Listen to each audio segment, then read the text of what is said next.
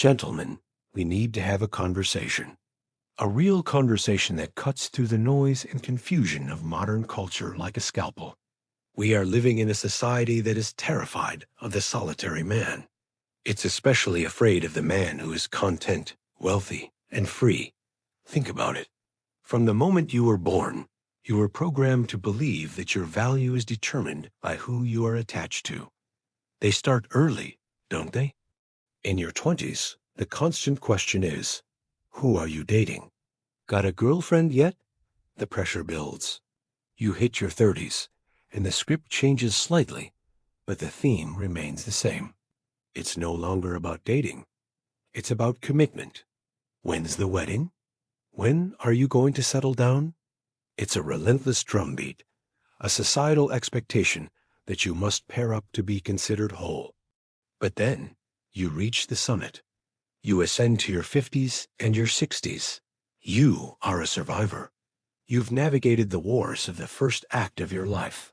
You've paid your dues. You've paid your taxes. And for many of you, you've raised your children.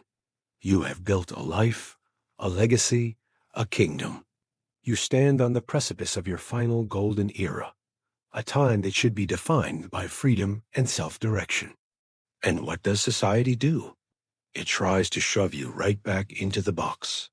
It tells you that if you don't have a woman managing your schedule, spending your money, and consuming your resources, you are somehow incomplete, a failure, a lonely old man. Gentlemen, this is the greatest con ever perpetrated on the older man. It's a psychological trap designed to keep you serving, to keep you providing, to keep you from enjoying the fruits of your lifelong labor. Let's be brutally honest. At 60 years old, the title girlfriend is not a badge of honor. It is a voluntary demotion. It is taking the status of a king, a sovereign ruler of his own life, and trading it for the status of a subject. It's willingly handing over the keys to the castle you spent a lifetime building. Why would any man who has achieved so much choose to go back to being an employee in his own life? Now, let's get into the mechanics of this, because this isn't just about philosophy. It's about survival. We must begin with the most dangerous illusion of all, the idea that you are safe because you didn't sign a marriage license. Many men believe that avoiding the altar protects them from financial devastation. They think, we're just dating, or she's just my girlfriend. They believe this casual title is a shield. Gentlemen, wake up. The legal system has mutated. It has evolved. It is no longer defined solely by a piece of paper or a ceremony. It is now defined by optics, by appearances, and by habit. The courts are increasingly looking at the reality of a situation, not the technicalities. And this is where we must discuss two critically important legal concepts: constructive marriage and palimony. These aren't just legal terms. They are tripwires that can obliterate your financial security. Imagine this scenario. It's a common story.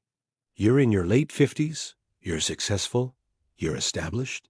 You meet a woman. It starts casually. She spends the weekends at your place. It's nice, it's convenient. Then she brings a few clothes over, just to make things easier. A toothbrush in the bathroom, a drawer for her things. Before you know it, she suggests moving in, just to be efficient. You save on travel. You're always together. It seems logical. You agree. You have a few good years. But then, as it often does, the relationship sours. It ends. You think it's a simple breakup. You ask her to leave, she packs her things, and you go your separate ways. But a few weeks later, a thick envelope arrives in the mail. It's a letter from her lawyer, and the contents of that letter will make your blood run cold. They are not talking about a breakup. They are talking about a divorce. They will argue for spousal support or palimony. They will demand a cut of your assets, including the very property you bought 20 years before you ever met her. You'll sit there stunned saying, "But we were never married. We just lived together." And her lawyer will smile and say, "That doesn't matter. The law in many places doesn't care about your agreement or your intentions. It cares about the lifestyle you provided. Did you present yourselves as a couple? Did you share expenses? Did she rely on your income? Did you create a domestic partnership in practice, even if not on paper? They will use your generosity, your kindness, and your desire for companionship against you. They will argue that by cohabitating and sharing a life, you created a constructive marriage, an implied contract, and the courts might just agree. This is the modern battlefield, and too many good men are walking onto it completely unarmed.